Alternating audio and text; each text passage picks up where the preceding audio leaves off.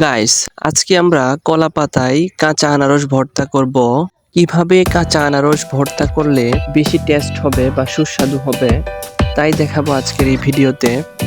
প্রথমে আমরা আনারসটি কেটে নিলাম। আমরা ভালো করে পুরো আনারসটি কুচি কুচি করে কেটে নিলাম।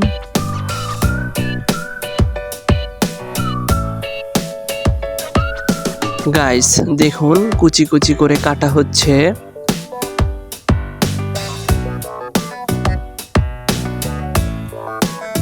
কাটা শেষ। এখন আমরা লবণ মরিচ মিক্স করতেছি।